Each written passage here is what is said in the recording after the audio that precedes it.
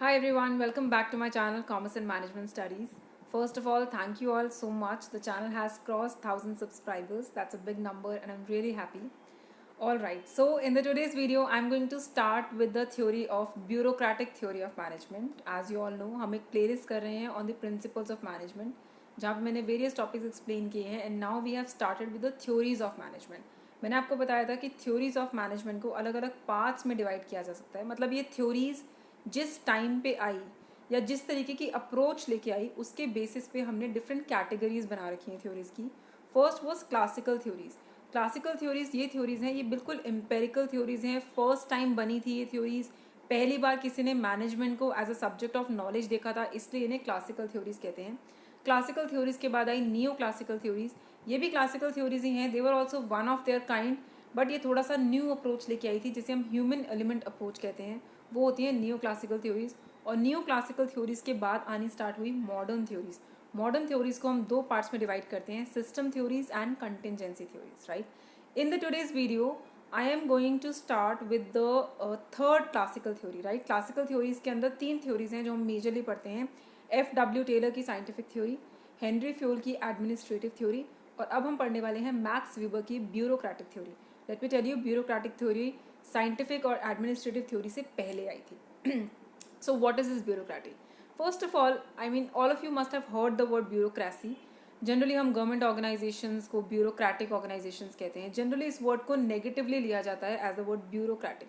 Bureaucracy को generally ऐसे presume किया जाता है कि ऐसी ऑर्गेनाइजेशन है जहाँ पे बहुत सारे लोग काम कर रहे हैं, हर पर्सन का काम डिवाइडेड है, यहाँ पे पेपर वर्क बहुत ज़्यादा होता है. That's the impression of the word bureaucratic in our mind, but that is not how the theory was actually proposed. Weber actually, he visualized a very ideal organization. Let me tell you, जिस time पे ये theory आई थी उस time पे organisations were not very complex. बहुत बड़ी organisations नहीं होती थी, बहुत कॉम्प्लेक्स ऑर्गेनाइजेशंस नहीं होती थी. इनफैक्ट लोग बिल्कुल जैसे कि हमने उसमें पढ़ा है साइंटिफिक थ्योरी में, science not rule of thumb. लोग बिल्कुल रूल ऑफ थम के बेसिस पे काम करते थे, working on their experiences, working on their judgements. Proper levels नहीं होते थे, प्रॉपर रूल्स एंड रेगुलेशंस नहीं होते थे, ढंग से कोई पेपर वर्क नहीं करता था. इस टाइप की ऑर्गेनाइजेशंस थी. So at that time Weber came with the concept of bureaucratic theory. He said कि एक आइडियल ऑर्गेनाइजेशन बिल्कुल सिस्टमैटिक होनी चाहिए, वेल क्लासिफाइड ऑर्गेनाइजेशन होनी चाहिए, प्रॉपर रूल्स एंड रेगुलेशंस होनी चाहिए. That was the meaning of the word bureaucratic eight that time. Although इसके कुछ नेगेटिव कॉन्सिक्वेंसेज हमें फ्यूचर में दिखने शुरू हुए, but that's a matter of later. So first of all, let's understand what was this bureaucratic theory by Weber.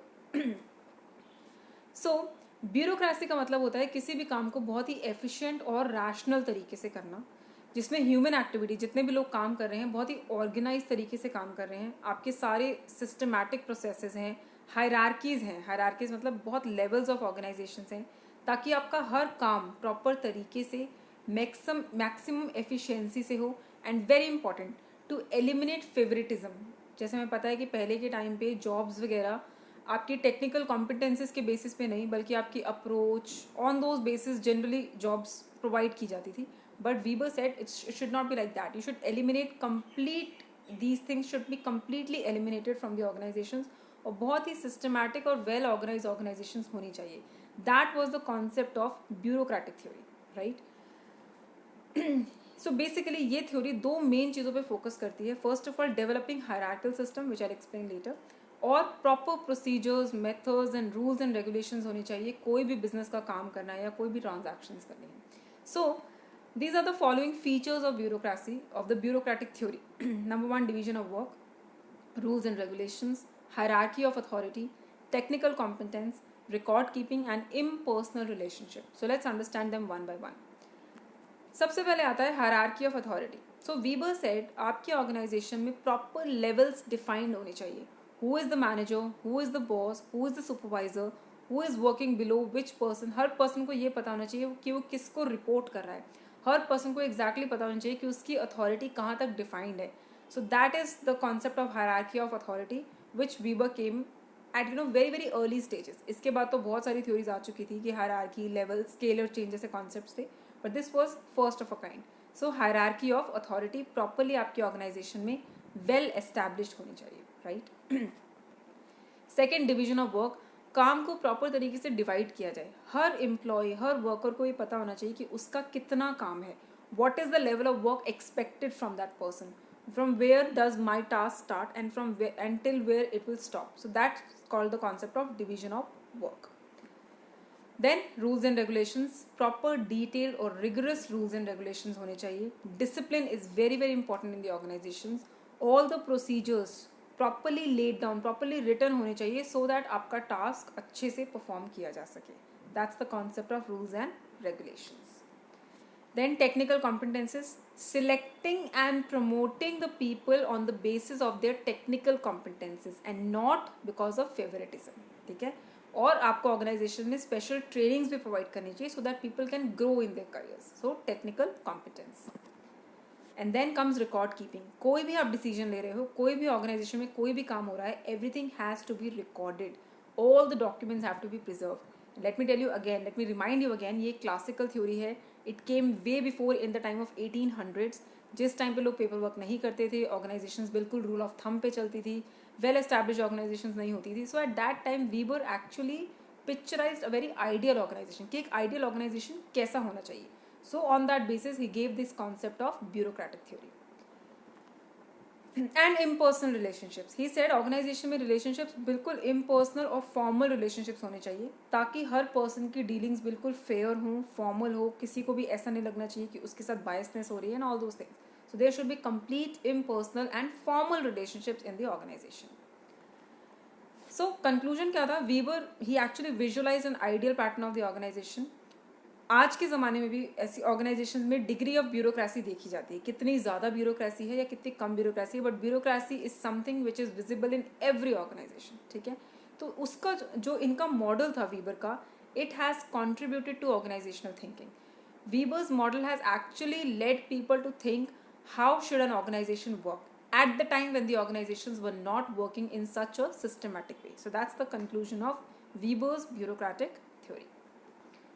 So advantages and disadvantages, of course, benefits. Weber actually idealized a very very ideal organization कि जिसमें specialization है, proper structure है, लोग बिल्कुल rational और practical human being के तरीके से काम कर रहे हैं, predictability है, कौन कितना काम करेगा, किसके पास क्या काम है, everything is there, and democracy is there. That means people can speak out or people know who they are लोगों को अपनी अथॉरिटी पता है किसके ऊपर है, लोगों को अपने सुपीरियर्स पता है कौन है. So he actually visualise this ideal organisation. So there are lot of benefits. But disadvantages जो हमें ब्यूरोक्रेसी के लेटर स्टेज पे दिखने शुरू हुए, what was that? Organisations became very very rigid. बिल्कुल रिजिड पैटर्न्स हो गए, रूल्स एंड रेगुलेशन बहुत स्ट्रिक्ट हो गए. As you all must know, in fact in today's time we have started seeing that the organizations have become very flexible, but earlier they were very very rigid. Impersonality. We are human beings. We cannot work in a very very formal setup. We need certain kind of social interactions. So impersonality, paperwork बहुत ज़्यादा हो गया. Empire building, लोग levels पे levels बनाने शुरू हो गए. People like having their vast authority. अपनी authority बढ़ाने के लिए levels बढ़ने शुरू हो गए. So empire building, unnecessary empire building, unnecessary levels are there. And red tapeism. Red tapeism होता है काम को टालना, प्रोक्रास्टिनेशन करना, जो कि हम बोलते हैं today the government organisations are bureaucratic organisations. आप किसी पर्सन के पास जाते हो, आप कहते हो मुझे ये काम करना है, वो कहता है ये काम मेरा नहीं है, ये कोई और करेगा. So maybe that person has the authority to do the work, but he is misusing the bureaucratic organisation. उसका मिस यूज़ करके वो क्या कर रहा है? रेड टेपिज्म कर रहा है, यानी कि काम को प्रोक्रास्टिनेट, लंबा खींच रहा है, unnecessarily prolonging the work. That is the concept of red tapeism, which is a very very major disadvantage of bureaucratic organization. So that is the bureaucratic theory given by Weber. I hope you all understand the concept. It was the first theory of the classical theories, and again it is a classical theory because the concept of bureaucracy or the degree of bureaucracy is still followed in the today's world. So I hope you all like the video. I hope you all understand the concept. If you like it, do give me a thumbs up, and till then keep learning. Thank you so much.